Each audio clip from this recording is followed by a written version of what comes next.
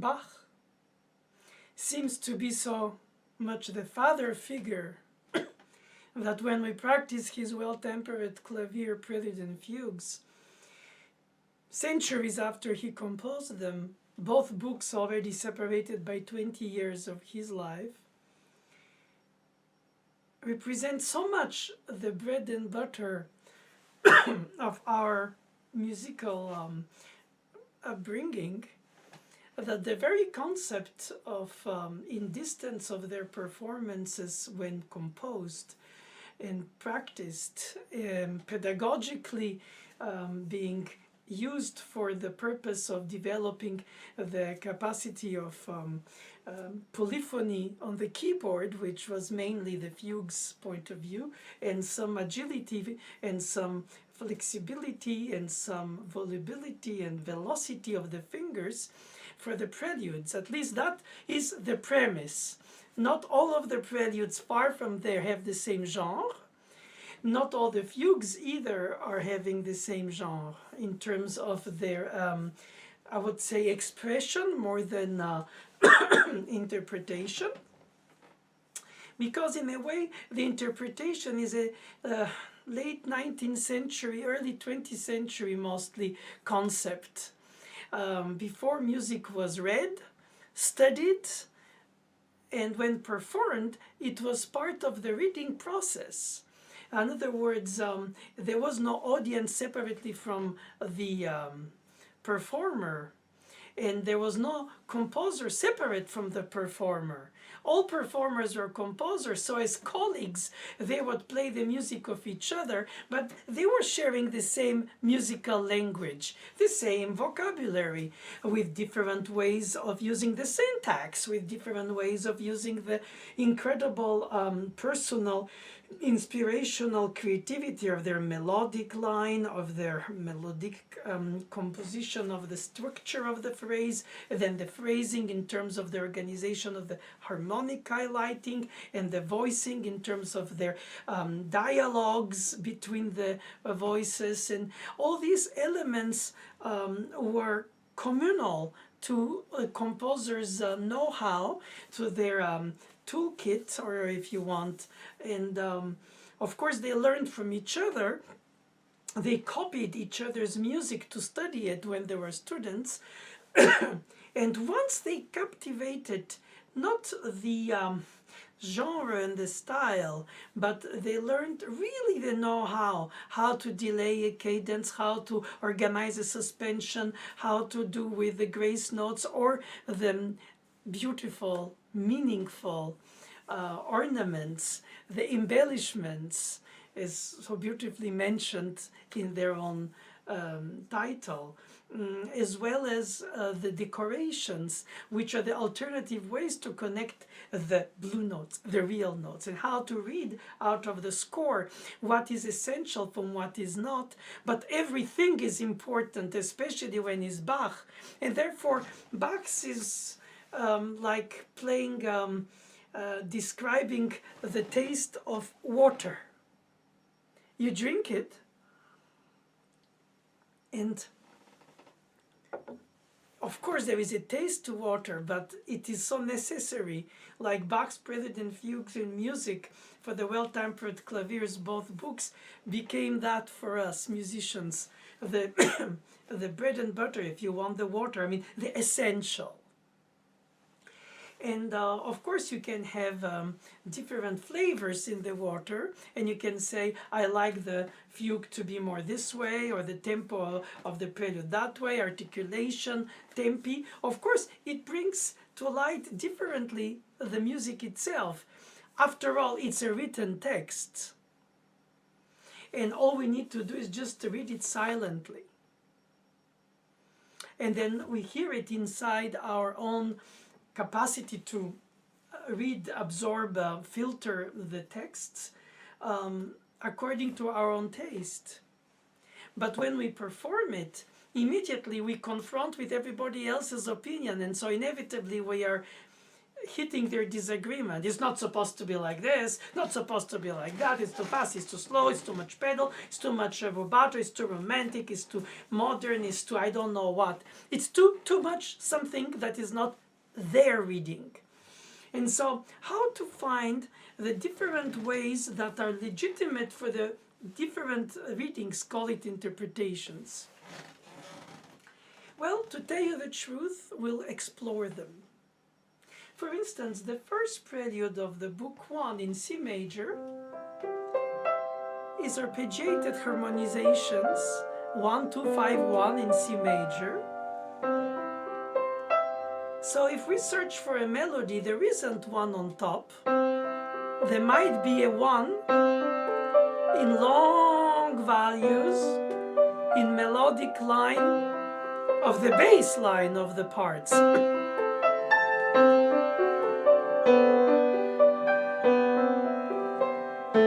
But is it really a melodic line? I was often wondering.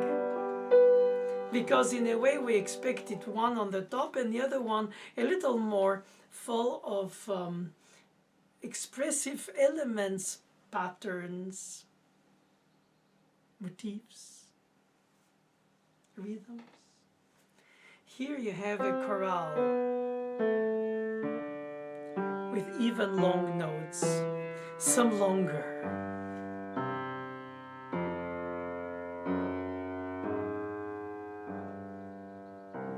And besides that descending subdominant from the tonic, going up to the dominant to finish on the tonic, you pass the passing tone of a chromatic semitone, sharp 4, and then flat 6 instead of the deceptive 6 to 5-1. So sharp 4, flat 6, and then 5-1, as if to make it desired. To the point to which in the 19th century the publishers thought it was too audacious for Bach, and they added in the publishing another passage of C, in this case second inversion minor chord, with the melodic bass on G, and then goes to flat 6, rising from sharp 4, instead of Bach's own sharp 4 directly flat 6. The audacity of which escapes us today, but the diminished third melodically in the bass line, which goes 1, 4, 5, 1 through 4 sharp, 6 flat, 5, 1, by itself is a dramatic effect of chromatics, of romantic expectation of changing the mood, in that sense romantic, or creating an essential extra tension before the release of the dominant, and hinting minor, if it were to be the 6/4 chord, which mistakenly the musicologists of then, when publishing, added it to make it more normalized, instead of, you see, when you hear it today, probably you wonder, what's the difference? What's the big deal? Why is he taking time to speak about that? Just because today we hear so much more, the rapport of consonance to dissonance has changed so much. So he's evolved, that the audacities of this 18th century conclusion to the first prelude harmonically seems to escape us unless we are very vigilant. But what is music study other than immerse yourself in the past, is in their own present, and explore the music as much as you possibly can with the ears they had, without, or try to make reasonably try to forget all the music you've heard written after it, in order to appreciate how they heard the music of their time. I'm not sure it's possible, to be honest. I think we are the product of all the different styles which we have inherited since then, which our century displays so beautifully with the electronics capacity to basically in a click you connect to centuries of performed music from before Renaissance and before medieval to postmodern and present time.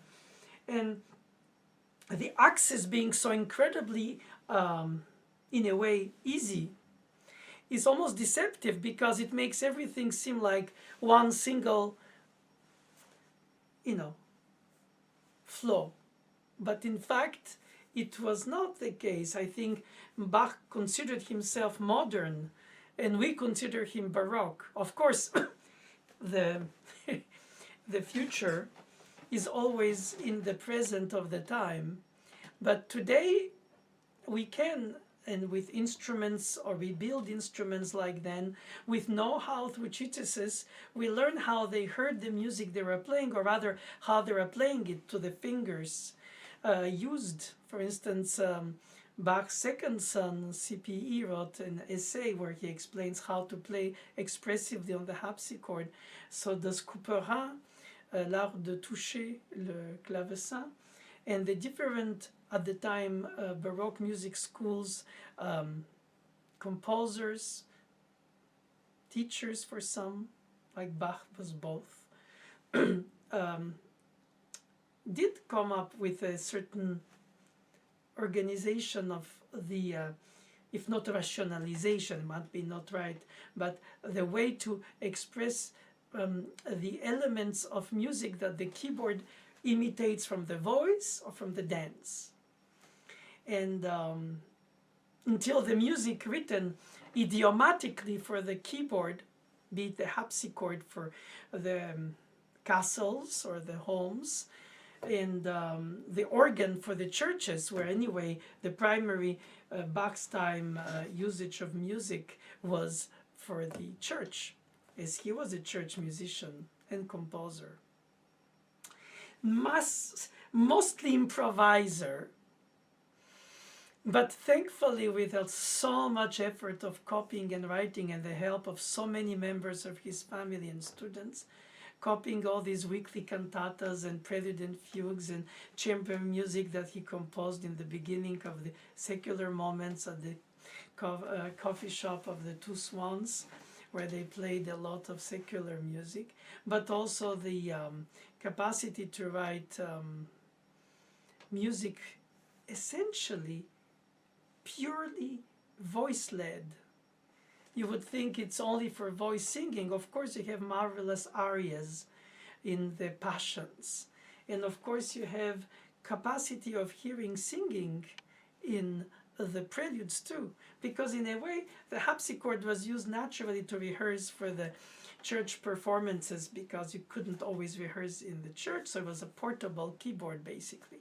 And it was mostly used for this, and then mostly when played alone for a suite of dances, as the French harpsichordists came up with, as well as with the capacity of developing its own formal structures that will come from the fugues, that would be vocal in inspiration or instrumental with fast notes for the velocity, as well as the comprehension that little by little, with the sonata form and onwards, the keyboard becoming fortepiano, but already harpsichord with Haydn and C.P. Bach, but also J.C. Bach, and many other composers in this very transitional period between Baroque and classical. Some call it galant. Depends of the countries, in fact.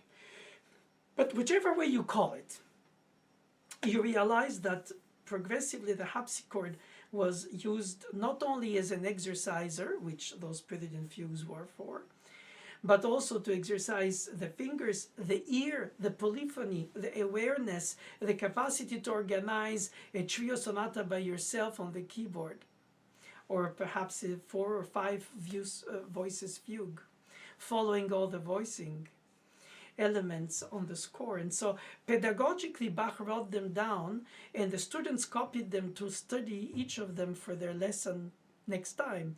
So the very learning process in Baroque time started with copying, and that was a copying to learn the piece as well as to learn how the piece is made. It's literally a way to learn ground up. And if the Romantic era with Chopin, Liszt, Mendelssohn, Schumann, Brahms, and so many of that time felt connected to Bach for the internal combustion of music, if I may say so, on the tip of it was the melodic line, the unforgettable melodies of Chopin, harmonized underneath. And sometimes above when the melody is in the bottom, but most of the time, let's say. Because, let's say, the E minor prelude is melody with harmony, right with left hand, and the B minor is melody in the left hand, harmonized in the right hand. But what is essential for the Baroque music understanding in order to organize, structurize your clarity of vision of what it is that it is involving, is that you have a moving bass, a bass that is pattern that moves between notes with passing tones,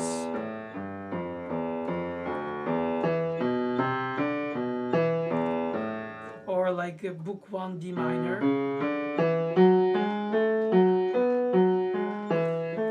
and that implies harmonizations for continuo.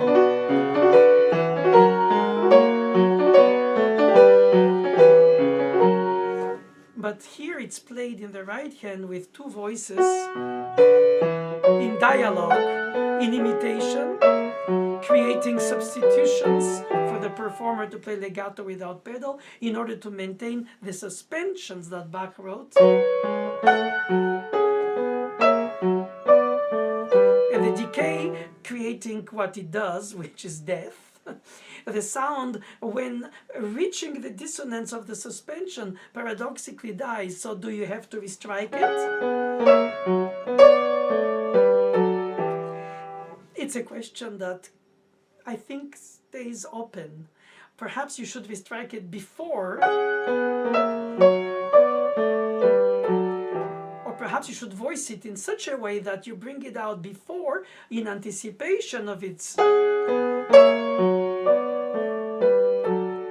by playing softer the top part. So you have choices of how to manage, organize, versatile, voice leading, richness of texture, all that compared to the emanation of the structure coming from this moving bass line already in the first prelude.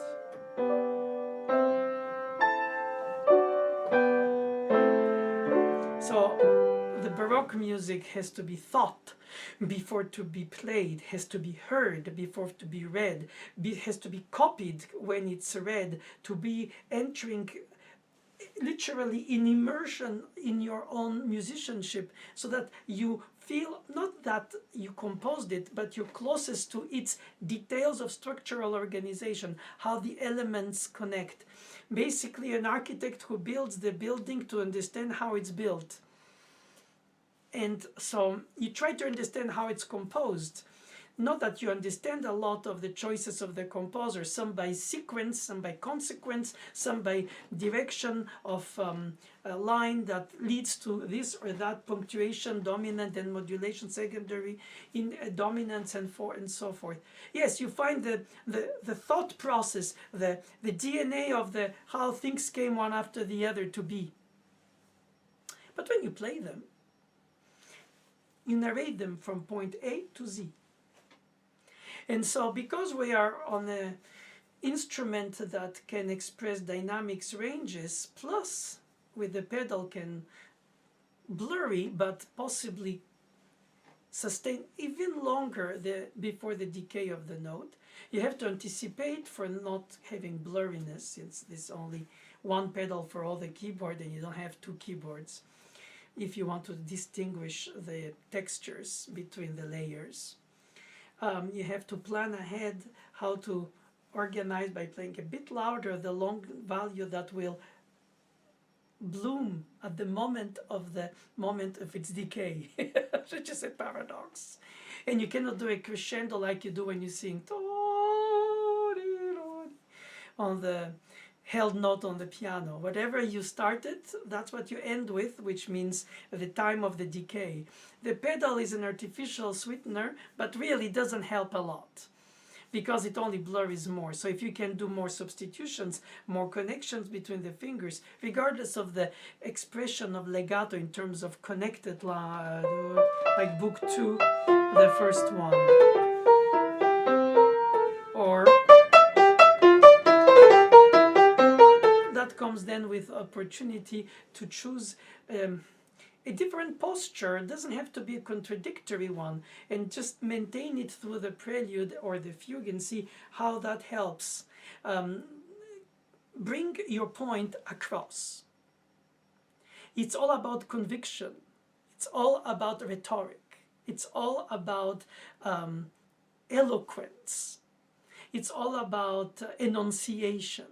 It's all about organizing the harmonious organization of the notes themselves without overwhelming them, nor by ignoring the fact that they decay before they bloom, because then by that you give up before you've even played it. And I think the purpose of bringing it alive from the music, which you can observe as a written score silently and enjoy never hearing decays, in your inner world of imagination, if you feel this tension is necessarily building up towards a release, for instance in the second book, this E in the top, E, by the time on the 5th beat, the next bar's first beat, it's dead. I don't hear it anymore. So you have to restrike it, but where?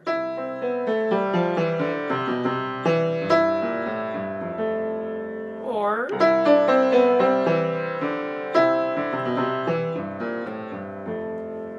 and what if you restrike it off the beat?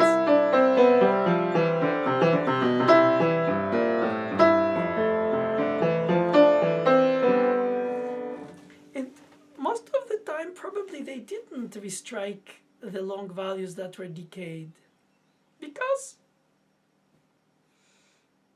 I think they implemented them at the get-go of the striking of them. And they were telling you, hey,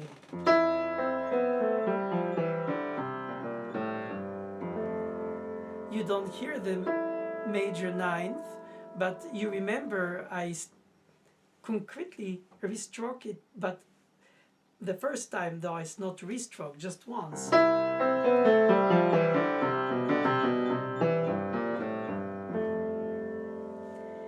Remember? The DCB comes from the E, even if the E is gone, because you hear it in absence, because you were given attention at the moment of striking that it's an important note. Because if not, it would be infernal, literally. I may say perhaps a bit of a stronger choice of word, to restrike all the time everything, everywhere that is decaying, because then the first note of the bass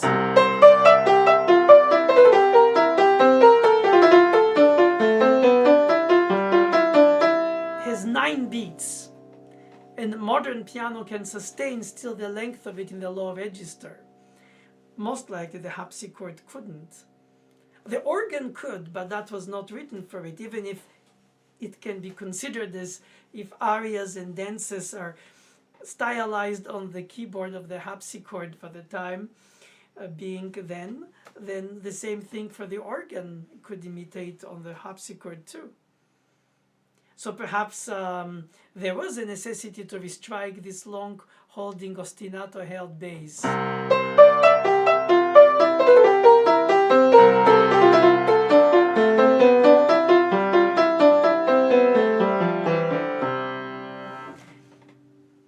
My personal affection goes for not restriking too much, because it overwhelms or distracts from the flow of the layers that you follow.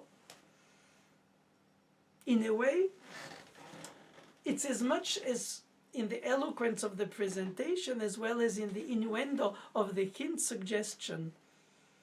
You consider the listener as an active participant in your polyphonic endeavor, and they have to remember this voice and they have to follow that voice, and you give them hint through your playing by expressively delaying one note and giving it the importance. It signals the listener, this is an important note I want to follow to see where it goes.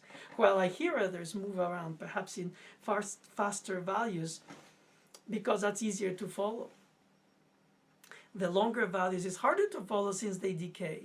But you have to keep them in mind. So it demands not only concentration from the performer to organize all these elements of polyphony, but also, and display them besides organizing them, but also for the listener to be able to be actively following them, even without a score, even without knowing the piece, by following the hints and signals and elements of expression that you suggest in your playing, in your voicing, in your tempo, in your phrasing, in your articulations, in all the ways that contribute to your so-called interpretation, which literally means translation. So I translate from a dead scroll to live music. And of course, in the process, the scholars, the musicologists, the students, the colleagues, the teachers, everybody who plays those prelude and fugues, or played them, or keeps teaching them, or studies them, it's, as I said, so communal to all of us musicians. For all necessities through life, it's a good companionship through life with these prelude and fugues. Solfege them, they give them on dictation, write them down, play them, transpose them, imagine them differently, implement your conviction, but ultimately changing convictions happen too through life.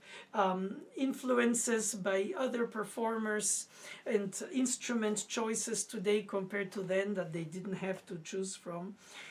Today then you have different points of view. Mine will be through the piano playing, while I still think that the instrument is less important in my approach, not only analytical and musicological, but really emotional, intuitive, and incredibly inspired by the beauties all these fruits in bloom bring to me since I'm a child, when I used to copy them as my teacher taught me to before, to play them, even if copied from memory for part of the exercise, as well as on another stage of the exercise, playing it from your own writing, meaning displayed on staves. And it's really important, because ultimately you become, through life, friends with this group of people, those 48 prelude and fugues. They're not just either a pedagogical tool, either an interpretational masterpiece of a greatest composer for us in classical music, but also just a variety of bunch of different kind of friends: the dreamy, the driven, the playful, the singing, the emotional, the non-emotional, the reflective, and the burst of the moment. There is almost, for each taste of musical genre, enough food for life with those two prelude and fugue books of each tonality explored because of the tuning of the time of his organ maker friend Silbermann, the so-called Welterpret. Well, to be honest, I think it was possibly because of Bach's pedagogical tool, also an emanation of Caspar Fischer's Ariane Musicae, written before him, and whose fugues he composed. That's an interesting Freudian slip. He copied, of which one of them he used in his own E major from book 1, the book 2, excuse me.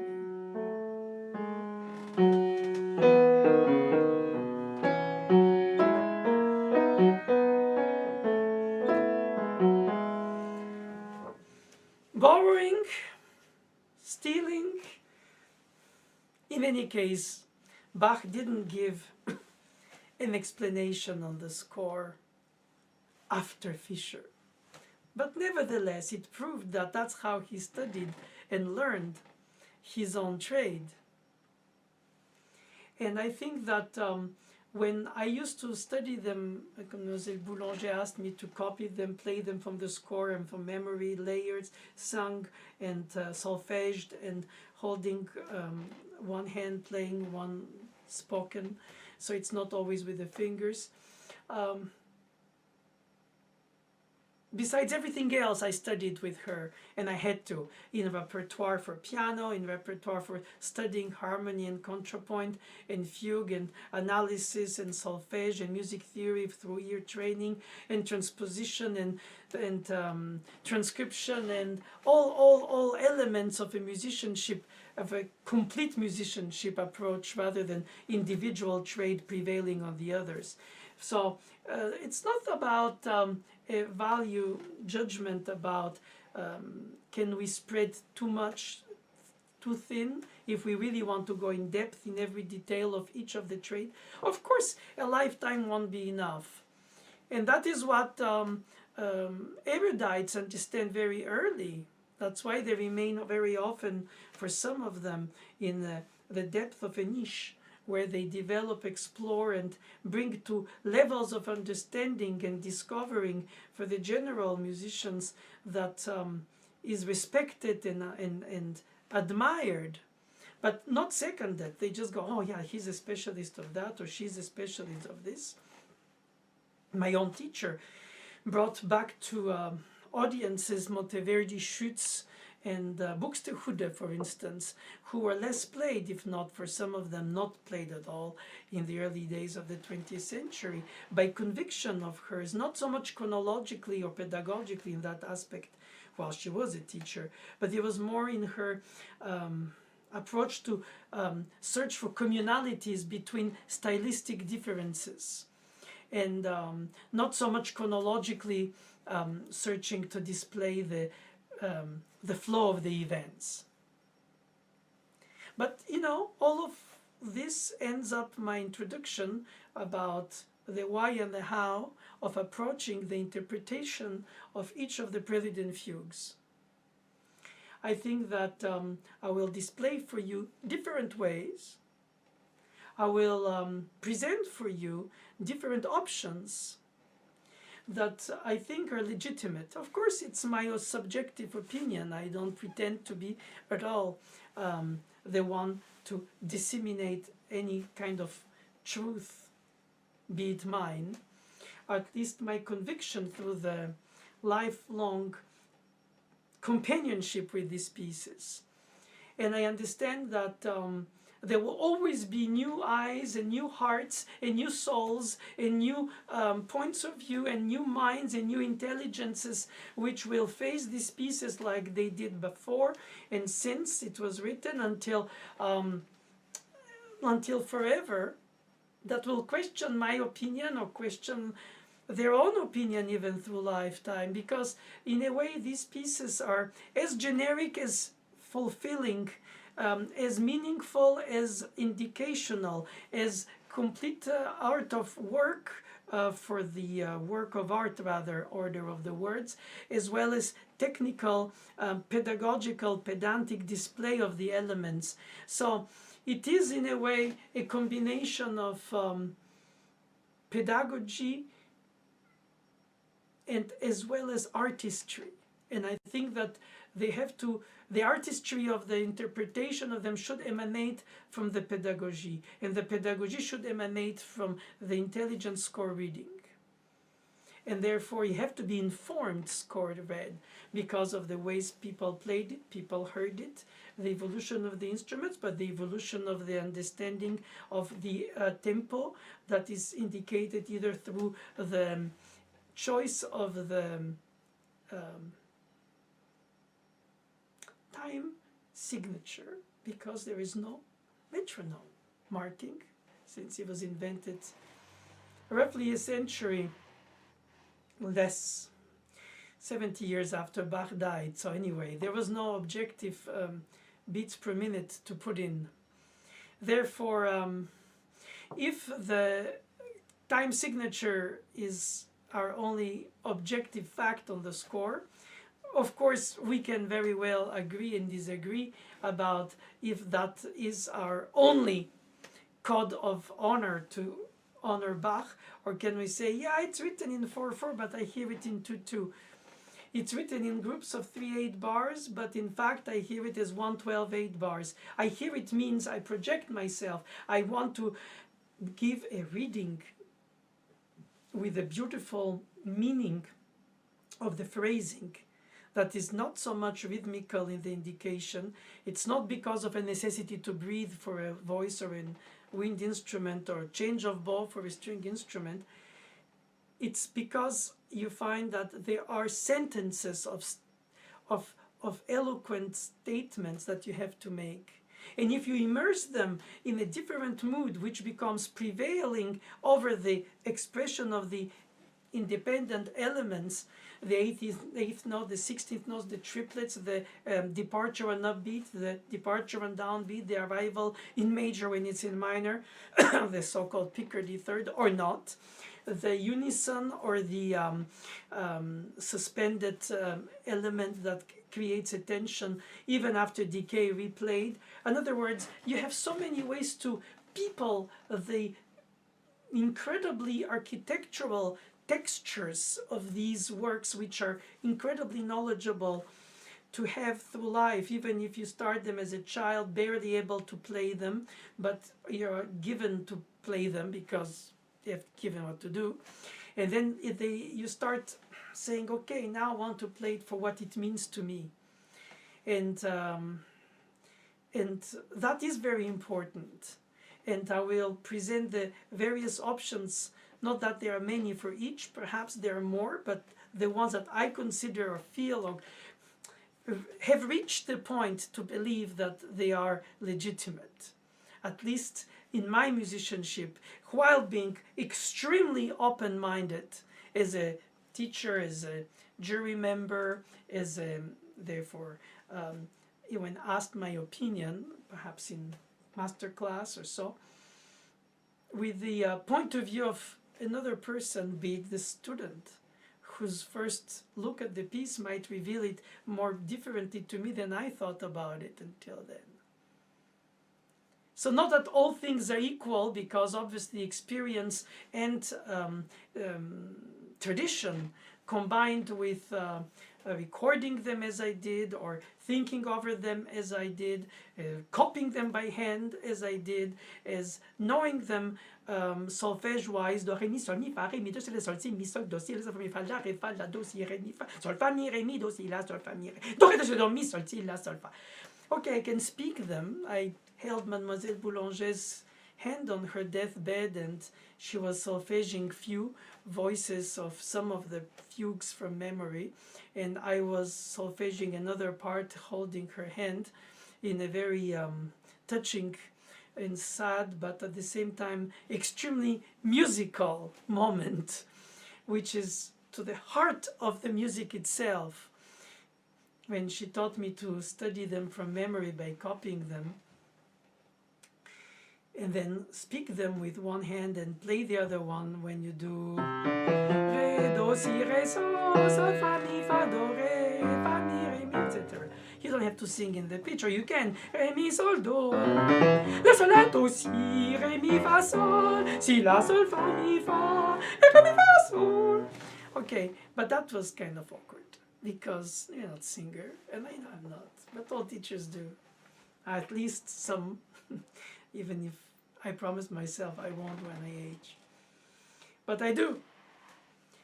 In other words, to express yourself other than through the fingers, which is the trade, in order to really know the music by layers. Even when you play them all together, sandwiched as they are by the composer himself. And that touching moment was sort of after 10 years studying with her, from childhood to late teenager, as I was at the point of her death. So it's sort of like a full circle to be able to solfège them with her. Because they are more important to us for our musical grammar than ourselves. The greatest piano or composition or analysis or organ or composition and all together harmony teacher, and me who was nobody and still am, but we are all a little bit of nobodies in front of this eternal music that brings us fuel of energy, fuel. It brings us, it's every time a glass of fresh water. So thank you for considering my upcoming peregrinations through the Prelude and Fugues interpretational possibilities.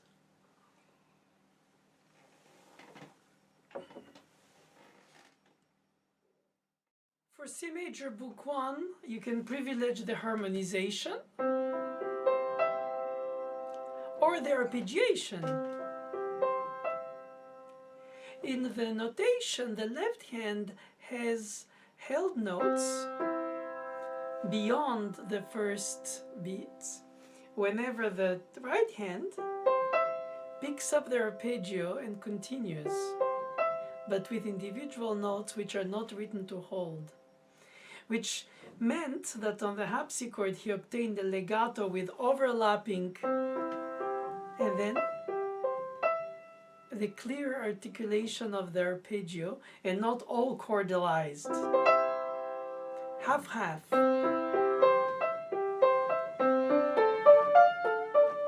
Of course, that is how possibly he heard it, but on the piano, the melodic line of the bass therefore remains throughout the bar to the sea. Another element is the tempo. I would suggest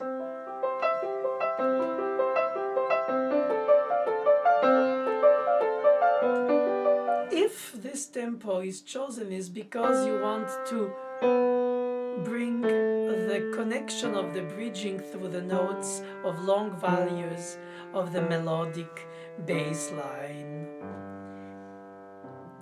But if you're not wanting to bring that as a guiding light in the interpretation, then you can take a little more peaceful time.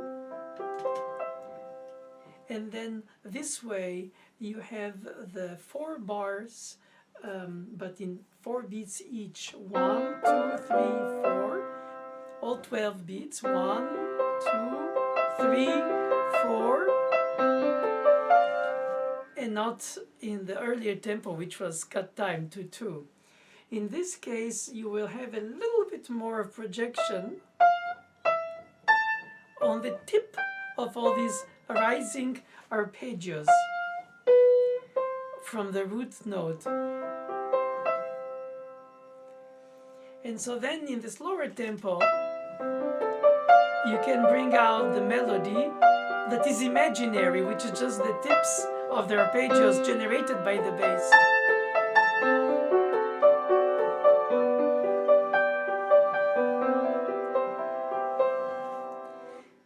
Truly, if you play the first etude by Chopin or the first of the G major cello suite by Bach, they're both, all of them actually, Bach, Chopin, and the cello Bach are all based on the bass line, holding, moving in slow motion, and therefore I think that this would be the more generic interpretation of the first prelude in a moderato tempo, singing but tastefully not too loud the bass line, and bringing some of the tips of the arpeggio without to make it into a melody that isn't. Gounod made that in an Ave Maria.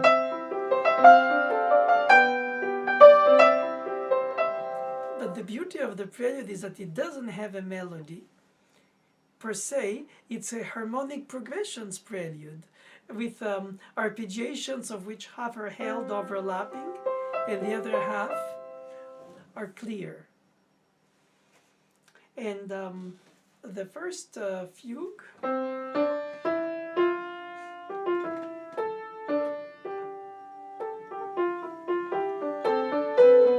has mostly 8th notes and 16th notes. So you can think, okay, it's peaceful, true, but you have also at the middle of the subject the dotted 8th with the 2/32.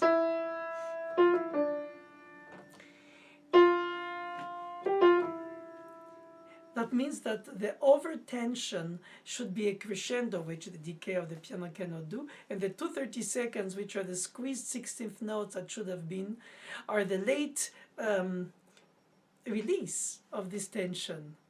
So you have to be very careful not to play too soft the 4th note, so that you can last until the decay of it, and then the pattern of 2/32 for the release.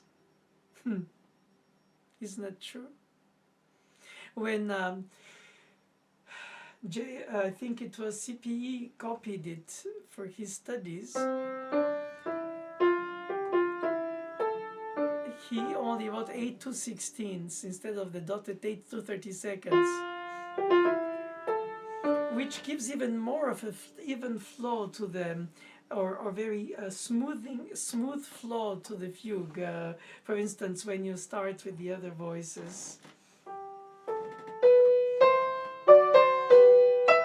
If it were to be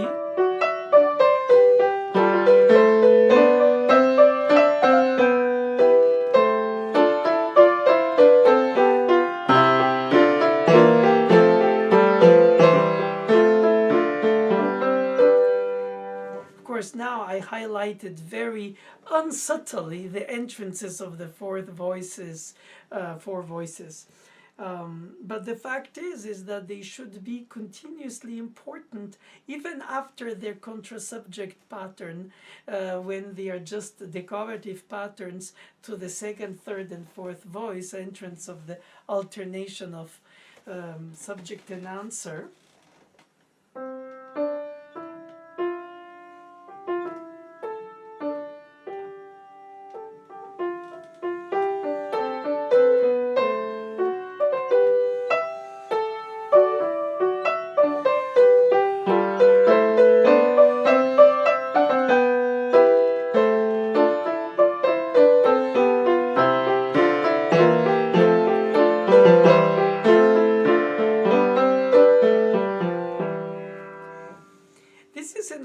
Of moderato tempo with substitutions to make up for the fact that you cannot put pedal, because then you confuse with fog or sauce, whichever way you want to think of it, the clarity of the elocution of the parts that are superimposed. But if you play a faster tempo, again closer to the cut time to 2, you have a better direction of the line, the meaning of the sentence, rather than every beautiful portion of it on the way to it. So the trip is the aim, as philosophers would say, but there is also the aim of the phrase punctuation. So you have to find a balance of equilibrium between the nano and the maxi, the great view overview.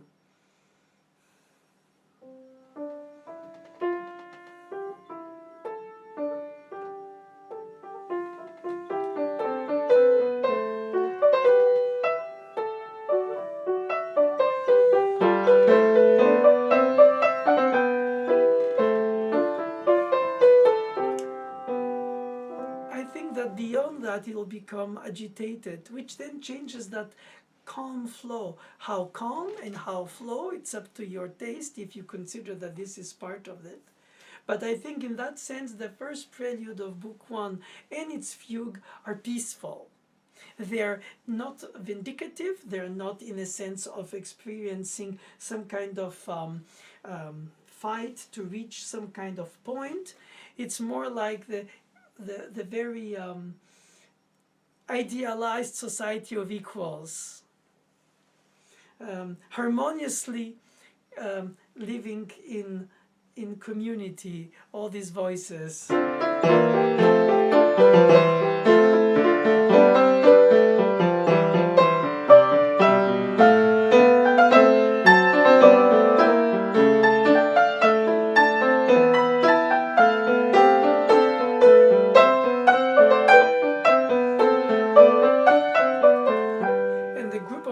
16th note should be not 1, 2, 3, 4, but 2, 3, 4, 1, in order to connect in a flow of an eternal, an infinite flow of 16th notes, which is in a way so much close to Bach's ideal of music never starting, never ending, just boarding on, flowing with, and then letting it go.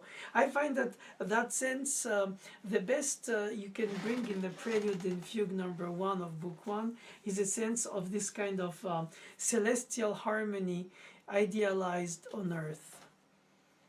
Now for the Book 2, what he chose to do 20 years later, between 1720, in this case 1740, is an organ imitation of the harpsichord with a bass of the pedals that would have been held of a C, Generalbass, as the Germans would say, or general, you wouldn't say general bass, you would say ostinato or held bass.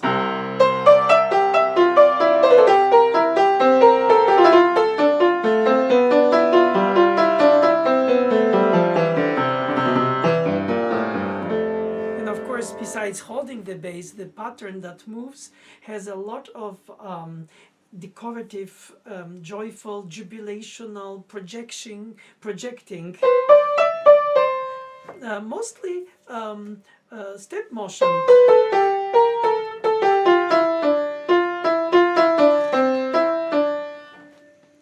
And then in between those step motions, you have leaps of sevens. Of course, the signature of Bach's most prelude and fugues in the first prelude was 1, 2, 5, 1. But most of the time, first he identifies the subdominant with a secondary dominant, 1 becoming 5 of 4, and then 5, 1, which is the purpose of the prelude, to give the harmonic signature of the tonality in which we will play the prelude and the fugue on each chromatic step of this tuning system, they're called so-called well tempered. So that's why he could have done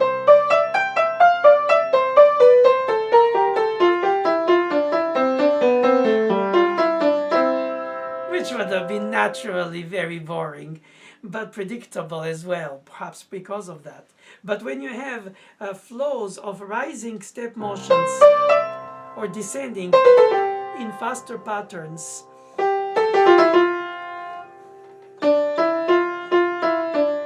slow patterns, and then you combine with the leaps, it's very important to take in account the meaningful expression of the dropping leaps in Bach. Mi, fa, re, mi. Sorry if I scared you by singing. And I think in the articulation they should be meant differently, because if you do light air legato, that is crisp articulation, not overlapping, not staccato, then the 30 seconds might be very legato in order to be more like a glissando, because they're decorative, but also becoming, ornamental.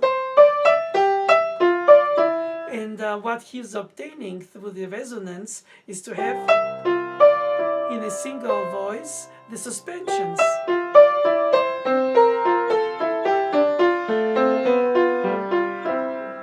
With a given acoustic possibility, but when you don't, then you hear them as individual intervals. And I think that when you do the leap, you should have a re-articulation of the upbeat one, the top note, before you drop down, because then it gives more momentum by giving the importance of the second note, 2, 3, 4, 1, 2, 3, 4, 1, 2, 3, 4, 1. And then you have this flow of groups of 4 16th notes every beat of the 4 beats of the 4, 4, but never on the first, already starting with the rest. The first beat is the G on the second beat. There's no first beat on the beginning. Well, there is in the bass, but if you take that for a given, then you should think of the right hand alone. And then, and then, and then, or by groups. And And this gives you a flow by groups of 2 beats or 4 beats. But always chain connecting the 2, 3, 4, 1, either in each beat, either over the 4 beats, like 2, 3, 4, 1, 2, 3, 4, 1, 2, 3, 4, 2, 3, 4, or 1, 2, 3, 4, 1, 2, 3, 4. At all levels of pacing the beats and the pulse, you have a flow of a bridging towards an arrival point. And this point can be the next beat, or the next 2 beats, or the next 4 beats, or the next 8 beats.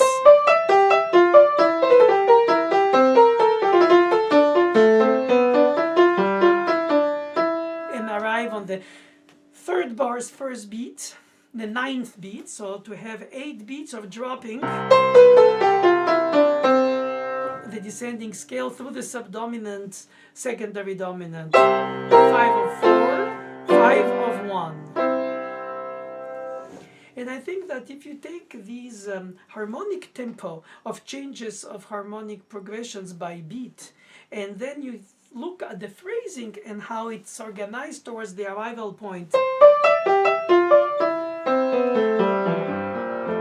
he could have done it in a bar, but he does take 2 bars, not only to exhaust the holding of the left hand on the harpsichord or on the piano.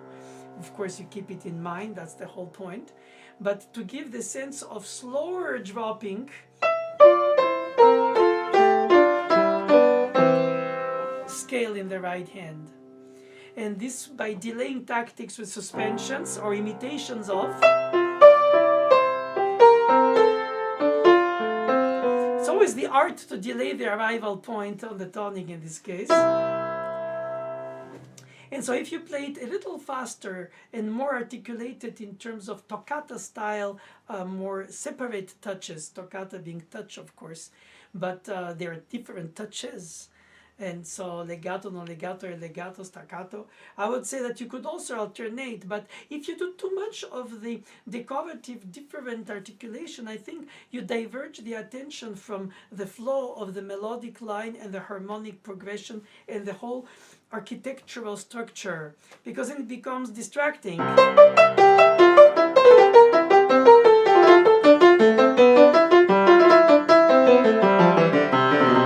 But it's very pretty. It really is. It's decorative, it's playful, it's fun, it's rich, and the jubilant feel of it is almost more playful. Whenever, if you play it more, even in terms of articulations, it's more grand, in my opinion.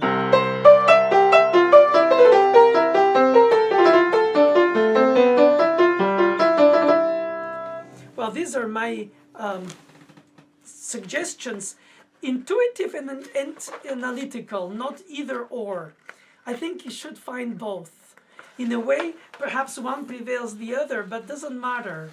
Ultimately, it will be possibly a filtering of your own combination of the two. For the fugue, it starts on an upbeat, which means that you have to make sure you don't play loud the first note, because it's not a downbeat and the audience doesn't know it. So you want to hold them in attention. And then the leap again is the 6th up this time, compared to the next notes, neighboring tones. And the rest of the ending of the subject is also with passing tones, or at least very close to step motion. And then the answer.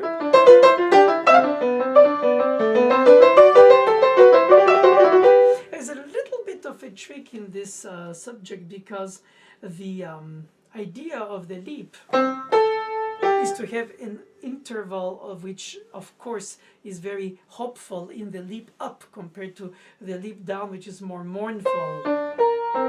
Well, it depends on the character which is placed, but let's say, without to analyze the choices of his leaps up or down, you have in the answer, whenever he answered, your subject was, So he enhances this upper note of the lip with a mordant. And naturally, it cannot be an upper mordant because on the 6th degree, that means you would bite, mordre in French, or in Italian, mordar. On the leading tone, and the leading tone can only go up, cannot go down, back. So that's why he sliced it, so to say, the mordant, and it goes down, therefore. Which also means that you announce the G of the appoggiatura, of which the A anticipates and drops, appoggiare, to lean on the real note, and you hint the note before you resolve it. It's kind of awkward, because if you do it in the answer, since you don't hit the leading tone, you could do, and that would be perfectly in C major, even if the first entrance of the subject has the A that, if played with the upper note, then would become, like in the opening, 5 of 4. The B flat instead of. It's a question of personal taste. It's a bit provocative, well, all things considered, probably unnoticed nowadays, but it is a fact that you have to take in account, because I find that both solutions are awkward, in fact. The resolution to go with the inner lower note calls the G before the G, and if you play the upper note, the leading tone going down, there's no way. So if you do the B flat, the semitone mordant up, then you have the suggestion of the 5 of 4, which harmonically could function if it was harmonized very, very primitively. But I personally find it more exciting to hear the secondary dominant with the upper mordant. I find it more biting, more playful, more whimsical. And perhaps that explains the choice of the tempo.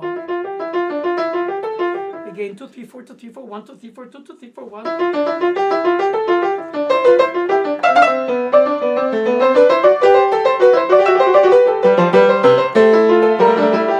So what do you do? For the third voice, it fits perfectly well, because your first voice does the B flat. And then, of course, B natural.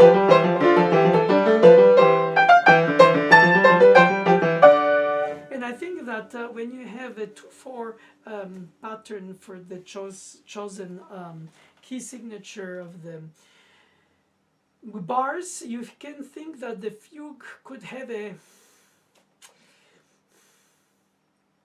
8/4 or 4/2 single long bar. 1, 2, 3, 4. 1, 2, 3, 4. So he didn't write it with such a long bar. He wrote it with groups of 2 beats, which visually slices in smaller chopped beats, bars, just 2. 1, 2, 1, 2, 1, 2, 1, 2, 1, 2, 1, 2, 1.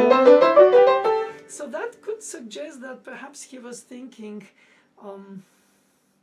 to make it clearer for the eye, you have smaller divisions of capsules of group of 8/16 notes, max. But on the other hand, you're not supposed to hear the bar lines when you play it, at least the arrival point, which is, I mean, obviously you arrive somewhere, and you start from somewhere on an upbeat, and you arrive somewhere on a downbeat.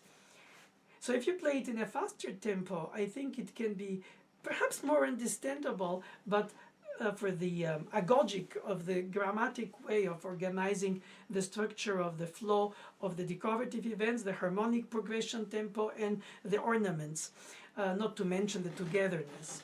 But if it's overly fast, I think then the speed by itself distracts from the different patterns which are subtly indicated and integrated in his upper and lower stems indications. For instance, when you have that, if you play all fast, it ends up by often blending. No, it's possible to not blend it and play fast, but it's not obvious, to say the least, most likely not. When you have to manage so many voices and it goes fast with quick notes, it's very velocity fugue, obviously not a vocal style fugue. Going fast, I think, or faster at least to a certain extent, whatever can be determined, prevails into the virtuosity and less in the individual characteristic of the articulations.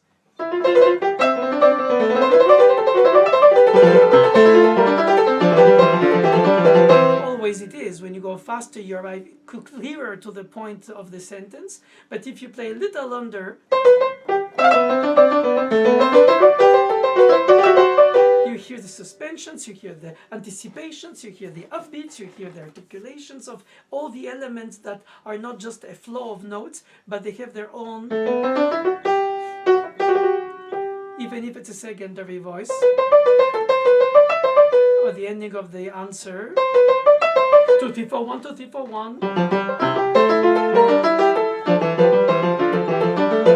So the choice is to be made between intelligibility when you project it for the differences of articulations or rhythmic patterns, suspensions, or other upbeat departures, or the flow of the 16 notes for the simple joy of the fingers, which is also very fun, I must confess. But I think that I believe that it's preferable to find the common point between pedantic demonstration and pure pleasurable fun playing of the digital speed, because I think at some tempo you lose the details and at some slower tempo you lose the point of it. Of course that is two extremes, but still, even within smaller differences of tempi, you can find that to be the case. I think intelligible, projecting through your playing, voicing, phrasing, bringing out details within the element while you still are on the flow of projecting the phrase arrivals. That's very important. I think there is a pedagogical aspect in the playing of the performer that suggests by the capacity of bringing out here and that, there and there. Too many details confuse, especially in a certain tempo. Not enough details make it just a flow of 16th notes that appear to be just an endless perpetual motion. Partly it is the perpetual movement of the 2, 3, 4, 1, 2, 3, 4, 1, 2, 3, 4, 1. When he does.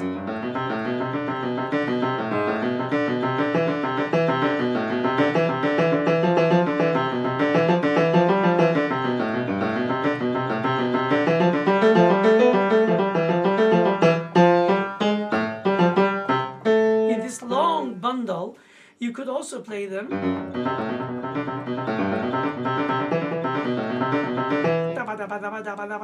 Or and then, but to combine by 4, 8, or 12, or 16. So how many bowings or how many imaginary bowings, and where are the step motion, and where are the drops of thirds? It's not a big difference, but still. And all this is decorative because in the right hand you have a canon between the subject and the answer.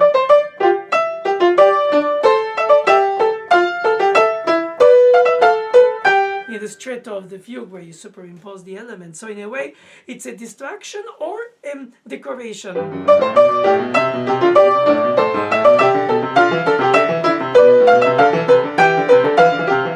And because so much is going on, phenomenologically you could say I'll take it slower so that people have a chance to sort of listening, be able to at least, even if on the surface, taste the different elements that are superimposed so amazingly well by Bach so that they flow no matter what, without fragmentation and without collision. It's more like the continuousness of this idealization of the equal voices. or at least I feel that is the case, where all the voices are important. Of course, you cannot bring them out louder each, because then it becomes inaudible, like three people talking at the same time. You lose any of their conversations because they overlap. But if you voice or you change articulations, if you superimpose but you breathe in between the elements,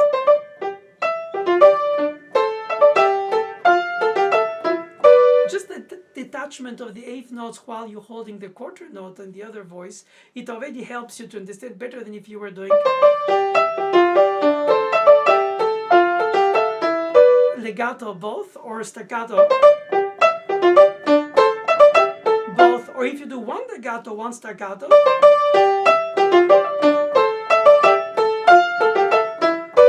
whichever you choose, or alternate.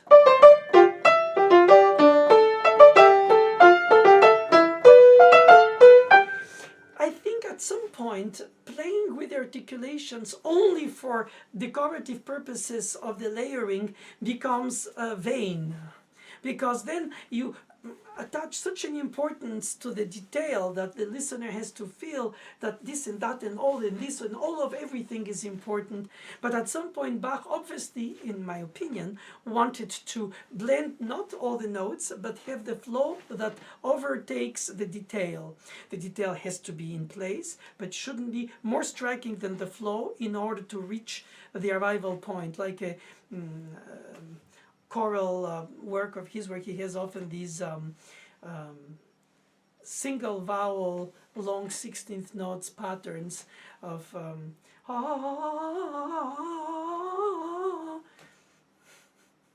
again, sorry for singing. But it's true that the comparison is always from the instrument to the voice, from the instrument to other instruments, bowed or wind. So in a way, you always have to phrase in order to connect and combine. On the piano or the organ or the harpsichord, you didn't need to breathe physiologically, but you need to breathe with the design of the patterns and the articulation and the way the whole piece is described, describing its flow, I meant. And for instance, now that we speak of the second in C minor of Book 1,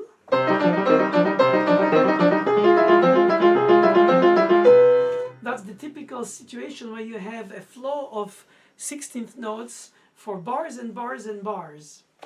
At least almost the first 24, 25 bars. And the harmonic progression changes is by a single bar repeated twice within. So you have one, twice, just like you had one, twice. So in that sense, the C minor is often considered only for fingers and played very fast to combine the harmonic progression in a faster tempo.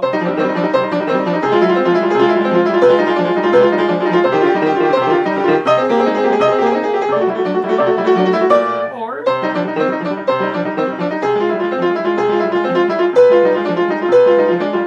and again, the top note, it's an imaginary melody. It isn't even a melody. As a matter of fact, it's nothing. It's the emanation of the bass harmonically. 4, 6, 4, 7, 5, 1, and then 6 and 5 of etc. So in a way, it's a more suggestive, though in 4/4 and not 2/2, of a different patternization than. First one feels a little bit more ecstatic, perhaps more just contemplative, and the second one more active. But again, that is the interpretational layer that Bach didn't suggest in terms of articulation, tempo, or any by words, or of course no metronome, I guess. Of course this doesn't exist yet, but it gives the impression that for good reasons or for bad reasons or for whichever reasons a performer is motivated to choose a tempo articulation is mostly because he or she reaches the point after learning, studying, copying, or rejecting, or trying and unsatisfactory, trying again different options of articulations tempi. The more you subarticulate, the slower you play. If you do like slurred and then staccato, tia ta ta ta, or detached, that in the faster tempo blends. Or to a certain point of tempo. Anyway, it's very presto.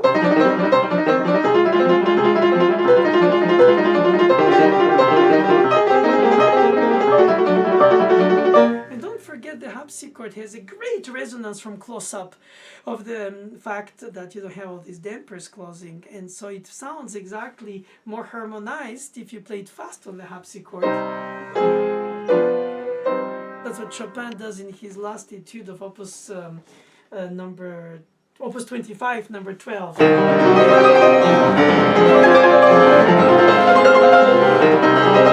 Of course, if you compare to, you have 90 years in between, or 80. Not much, but in the change of styles from Baroque to Romantic, a lot. But the idea of Bach must have been very tempting for Chopin, because he already did that with his first prelude with the Bach, and I think in a way this will do it. But that's perhaps the perception I have of it, or perhaps he had of it. In any case, Chopin had a great perception of Bach. That is questionless. Probably the most romantic 19th century composer looking back to the 18th. More than Schumann and Liszt. And perhaps in a certain way, this capacity of knowing what was written after, which of course is antinomical with understanding how it was supposed to be played then. But then, are we supposed to play it like in Bach's time? Are we supposed to play it after having heard Chopin's etude, that perhaps it's inspired by it? Or just should we just close both and just say, play as you feel? And if you put pedal, you realize a disaster, because I think it is a disaster, perhaps a strong word, because you have the neighboring tones which inevitably become muddied.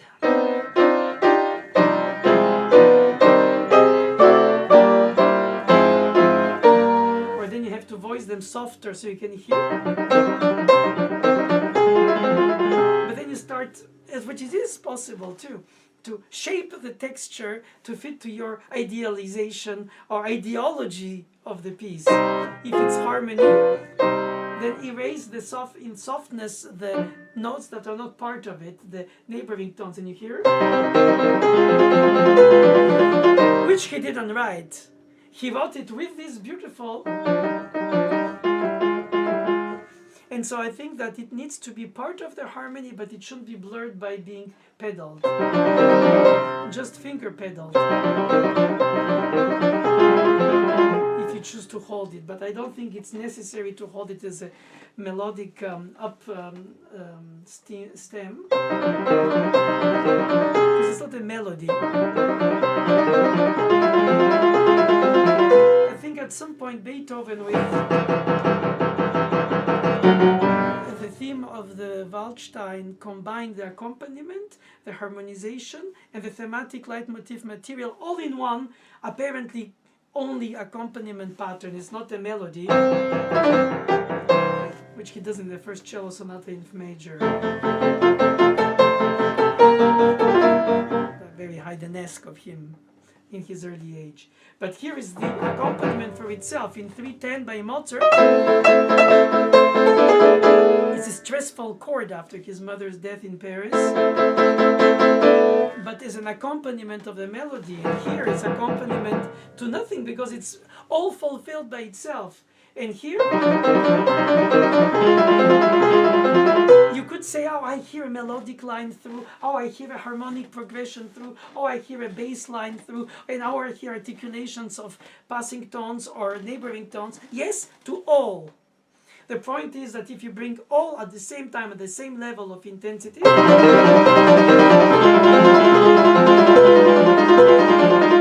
the mechanical aspect prevails on the gestural aspect of the phrasing, and also the articulation brings you to play it in a vindicative way. Now, there is no dynamic markings. Who's to say that?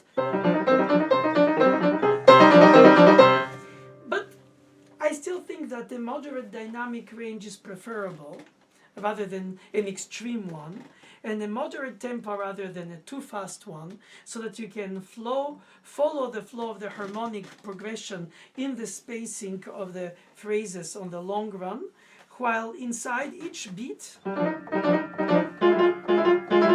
you can still hear the tick-tim, tick-tim, tick-tim,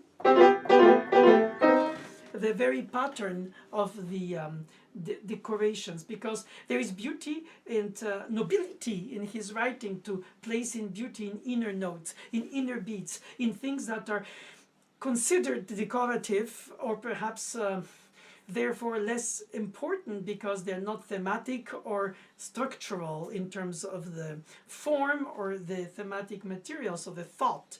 But they're also part of the element of drive, therefore pleasure in a way, organization of flow. And when it's played at a certain tempo with a certain resonance, acoustic or instrumental, then Bach probably enjoyed the combination of these 16th notes into suggested harmonization instead of playing or repeating the chords, which anyway was impossible on the harpsichord's action and this tempo, or if it were to be. And so you can start thinking, okay, besides it's hard on tense on the wrists and hurt. So he didn't repeat the chords, he arpeggiated them, but he chose patterns with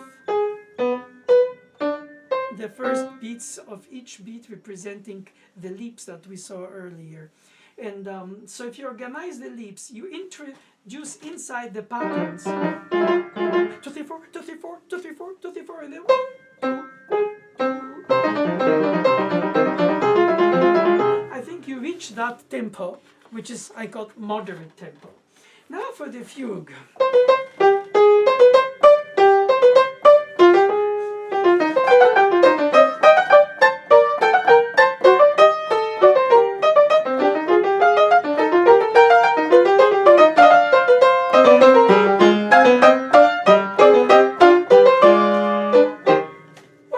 In this exposition is that you could think that the playfulness is to play the neighboring tone 16th note light and almost legato but not over singing legato, and then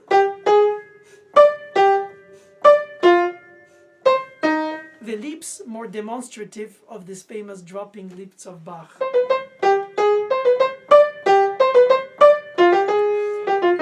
I was tempted when I was young to do that because I thought it was more meaningful to organize and highlight the structural leaps, which of course are more striking through the piece, and then the rest of the intervals are mostly step motions in the contra subject or in the bridge.